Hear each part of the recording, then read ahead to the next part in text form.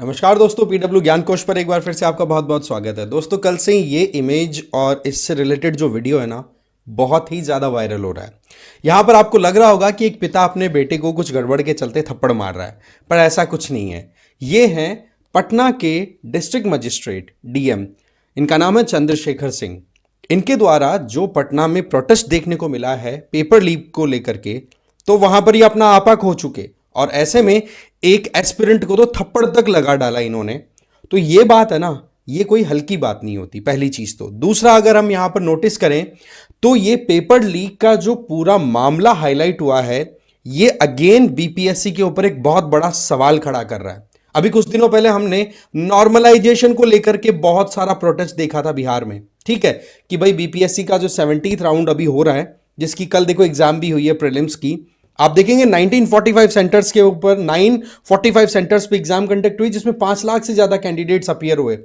आप यहां पर नोटिस करेंगे कि पहले प्रोटेस्ट नॉर्मलाइजेशन का, अब पेपर लीक का।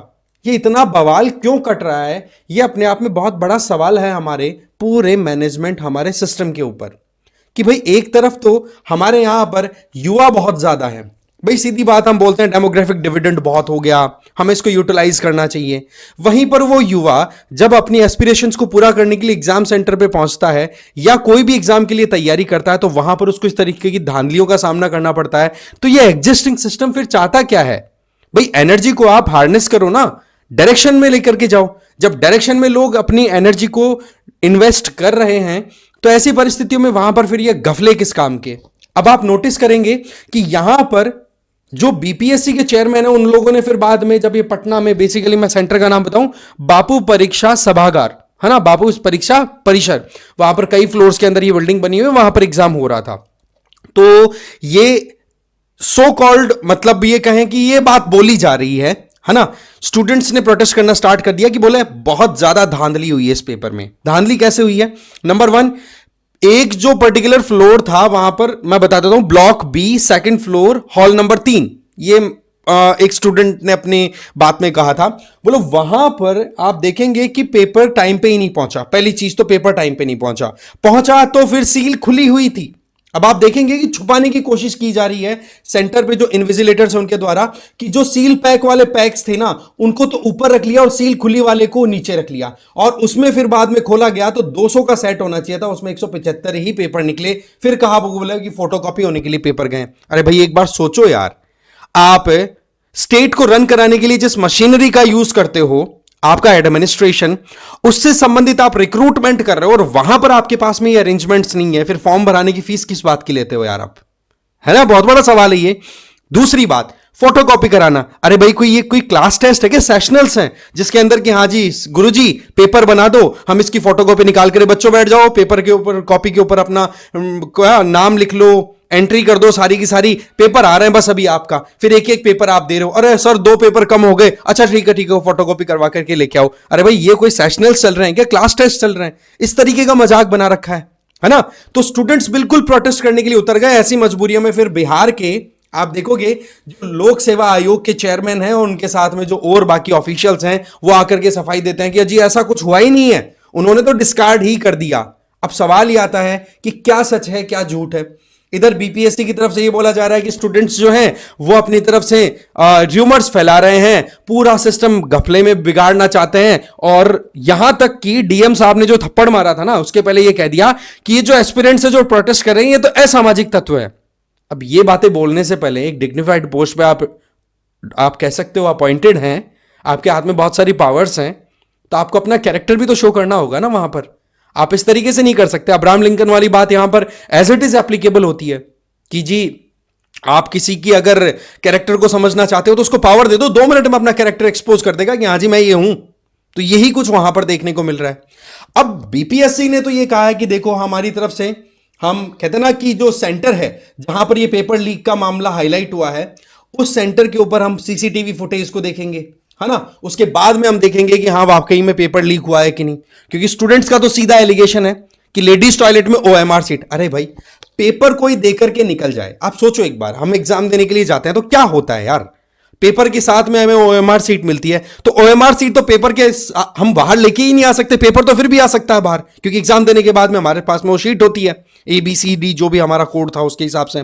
बट पॉइंट इज कि OMR सीट बाहर कैसे आ गई, वो भी एकदम पैक्ड पेपर के अंदर। ये एक बहुत बड़ा सवाल उठाता है यहां पर, राइट।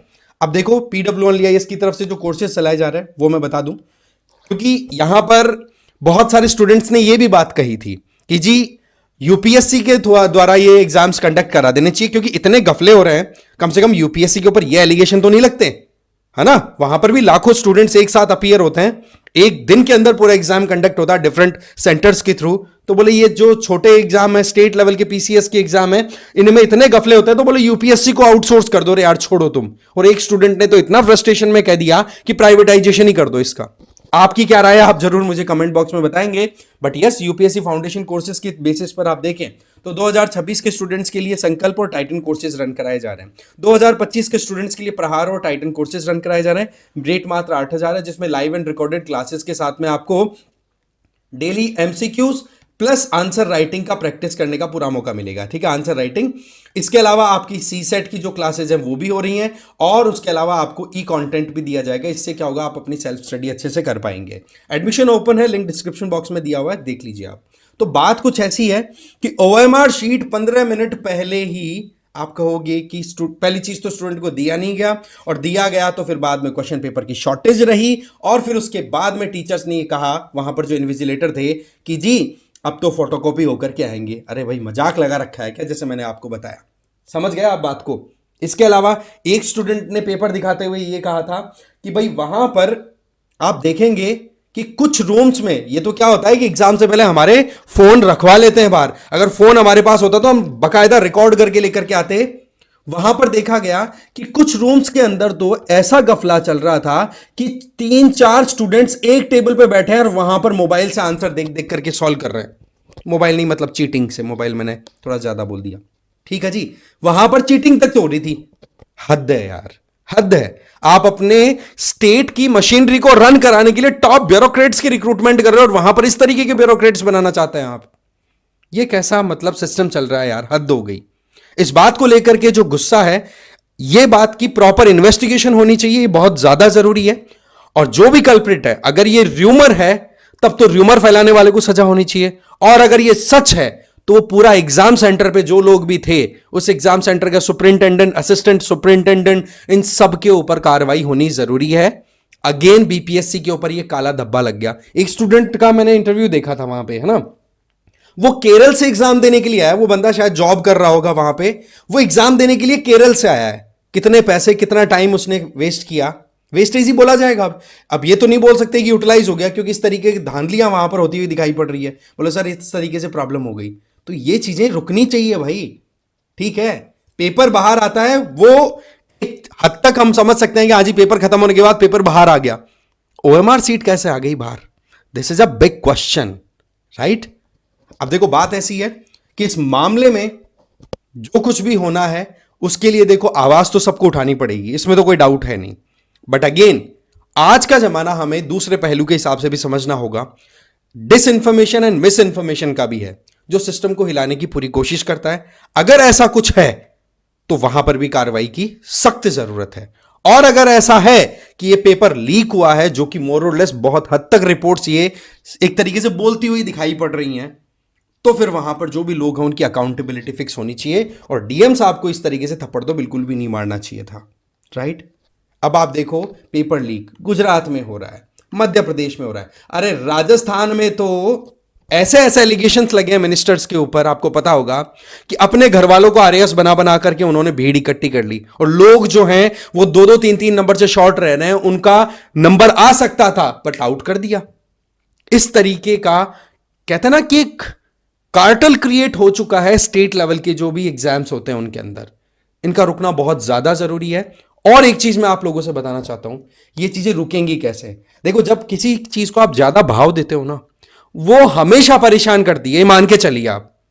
ये जो एक तमगा लेकर के चलने की आदत पड़ी हुई है ना कि हाँ जी IAS ऑफिसर है, IPS ऑफिसर है, ये है, माना ये रेपुटेटेड जॉब्स हैं, पर इनको ज्यादा रेपुटेशन देने के चक्कर में आप देखते हैं कि कितने लोग जो हैं वो मिसयूज कर जाते हैं। तो यहां पर इस बारे में भी एक बार सोचने की जरूरत है कि एक इंडिविजुअल को जो 4 से 5 साल अपना एफर्ट लगा रहा है, बहुत मेहनत कर रहा है, उसके बावजूद उसका नंबर आते आते बच रहा है क्योंकि गफले कर रहे हैं लोग। तो ऐसे में क्या करना चाहिए उस इंडिविजुअल को? आप मुझे इसके बारे में कमेंट बॉक्स में जरूर अपनी राय देंगे। साथ ही साथ आप लोगों के लिए एक सवाल भी है कि स्टेट पीएससी जो होती है उसके चेयरमैन एंड मेंबर्स का अपॉइंटमेंट कौन करता है? आपको आंसर इसका कमेंट बॉक्स में दे देना है। आई होप आपको ये वीडियो अच्छा लगा होगा। Thank you very much for watching this video.